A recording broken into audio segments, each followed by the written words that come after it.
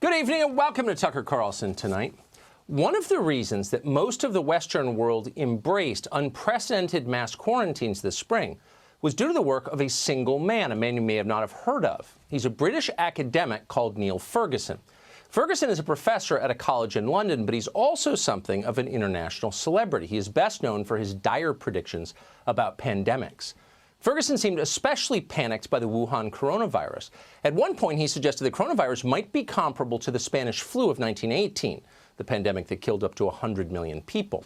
On February 28th of this year, as the disease spread throughout Europe, Ferguson publicly endorsed the Chinese model of quarantine, specifically. Now, keep in mind that as Ferguson spoke the words you're about to see, videos were circulating on the internet showing police in Wuhan throwing screaming citizens into the back of panel trucks and driving them to some unspecified internment somewhere. Ferguson must have known that the Chinese government's response in Wuhan was extreme and utterly inhumane. He endorsed it anyway. That's how serious Neil Ferguson was about this virus. One has to adopt the sort of community measures which have been adopted, particularly in places like Wuhan and China, where you try to reduce contacts between people in the community. So the sorts of measures which are important are, first of all, if anybody has any sort of respiratory disease, cold, anything, stay at home until those symptoms are fully resolved. Seems like kind of a reserved academic, and all of a sudden he's endorsing the Wuhan response. Leaders around the world paid attention to this. They took Ferguson's advice and locked down their entire populations. The British government asked Ferguson to help design its quarantines as a member of the Scientific Advisory Group for Emergencies, SAGE. Ferguson was happy to help shut down the entire United Kingdom, but it turns out he wasn't that interested at all in participating in it personally. Today, the Telegraph newspaper reported that Neil Ferguson ignored his own lockdowns. While the rest of London stayed trapped indoors, indeed the rest of the country, Ferguson repeatedly invited his married mistress over to his apartment for sex. And then, perhaps most striking of all, he was infected with the coronavirus at the time. Neil Ferguson became sick and tested positive in mid-March. We know this because he said so publicly at the time. Not long after that, he invited his mistress over. By doing this, he exposed her to a deadly virus. He also exposed her husband and her children back home. When confronted today, Ferguson said this, quote, "I acted in the belief that I was immune." That was his explanation. The problem is there is no scientific proof that that's true. Can someone who was sick a few weeks ago still transmit the coronavirus? We're not sure. For a famous scientist, Neil Ferguson is curiously ignorant of science. He's also, obviously, an appalling hypocrite, and he's not alone in that. So many of the people making our policies are like this. Almost compulsively, again and again, they do the very things they punish us for doing. When they're caught, they acknowledge no shame. They are entirely lacking in self-awareness. They have no idea how absurd they are. They discredit themselves without even realizing it. Almost immediately after telling the rest of New York City to stay inside, for example, Mayor Bill DeBlasio loaded up his SUV with government bodyguards and headed for the gym across town in Brooklyn. A government spokesman later explained the trip was necessary because DeBlasio's gym, quote, has been a huge part of his and his family's life. Oh, okay, that makes sense. DeBlasio likes his gym, so he kept going there despite telling you not to. Got it. Weeks later, DeBlasio still couldn't stay out of Brooklyn for some reason. One day, he and his wife left their home in Manhattan, Gracie Mansion, and drove more than 10 miles to Prospect Park in Brooklyn for some sunshine and some fresh air. A stunned citizen happened to see the whole thing and videotaped it. Here's what happened. Seriously, you guys have a park. You live in the middle of a park. You don't need to not essentially travel to Brooklyn. Come on, guys. Give it a break. Come on, you won't even open roads for people of all backgrounds. I'm not going to give it a break. Like, this is selfish behavior. This is the epitome of non-essential travel. Non-essential travel? What's that? When you make the rules, that's not even a category. Just ask Justin Trudeau, the preachy Prime Minister of Canada. On April 12th, Trudeau released a video commanding Canadians to stay in their homes for Easter. It's what Jesus would do, he declared.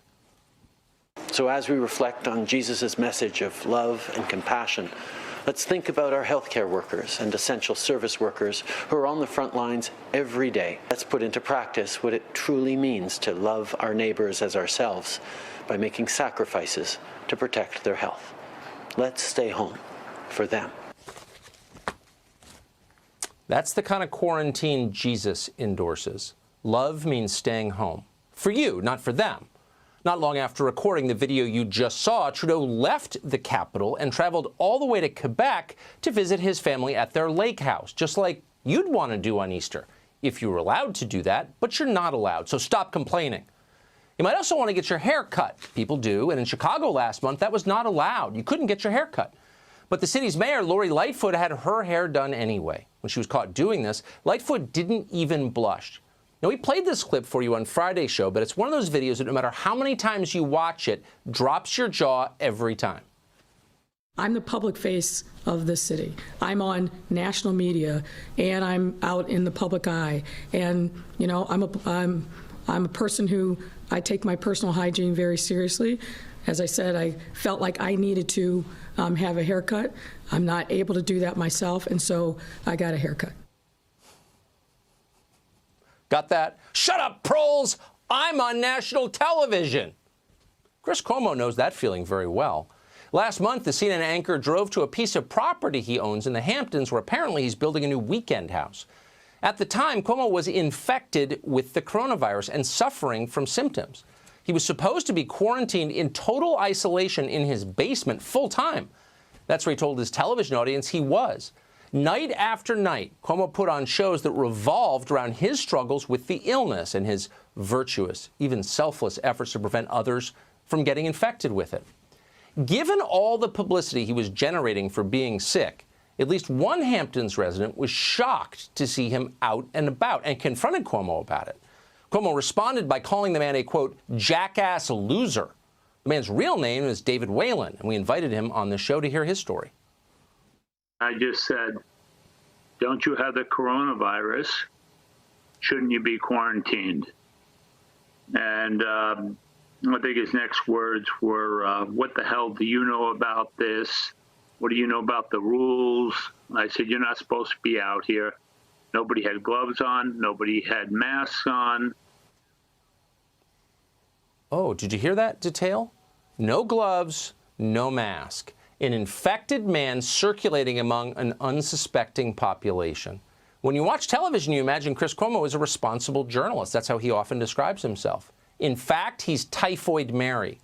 And there's a vast gap between those two personas. For the average person, hypocrisy is the most embarrassing thing of all. Getting caught the way Chris Cuomo did would spur an existential crisis in most people. You might decide to devote the rest of your life to personal humility in response. You might move to Paraguay in shame and never speak in public again. But not Chris Cuomo. He didn't look back. He blamed the other guy and kept going.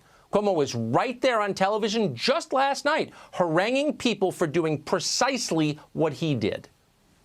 But there's also fatigue. I've had it.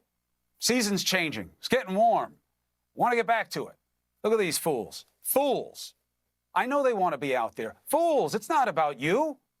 What about the other people? And look, I'm not going to castigate you. That's not my job. I'm not your daddy. Fools! It's not about you, says the buff CNN anchor. Because if there's one thing in this world that Chris Cuomo just can't stand, it's narcissism. He hates it. It doesn't seem to occur to Chris Cuomo for a moment that he may be actually describing himself. It never occurs to any of these people. It's never one time occurred to Chris Cuomo's brother, the governor of New York. Andrew Cuomo just gave a pungent press briefing, as he so often does. Maybe you saw it. If not, watch this clip and tell us what you notice. I think it's disrespectful of people not to wear masks. I mean, think about it. Do I think local government should be enforcing it? And should there be sanctions? Yes. Yes. Because it is a public health emergency. And I think there should be a penalty. Because you could literally kill someone. You could literally kill someone because you didn't want to wear a mask. Hear that, Dumbo? You hard of hearing? Listen up. It's disrespectful. You could literally kill someone by not wearing a mask. Says the man not wearing a mask, who happens to be sitting next to other people who are not wearing masks. Do they hear themselves when they talk like this? On some level, they do. They know they're hypocritical frauds, and that's exactly why they lecture you so hysterically. It makes them feel better. They probably suspect you know it too. It's just so obvious. They simply don't care enough about your opinion to bother with what you think.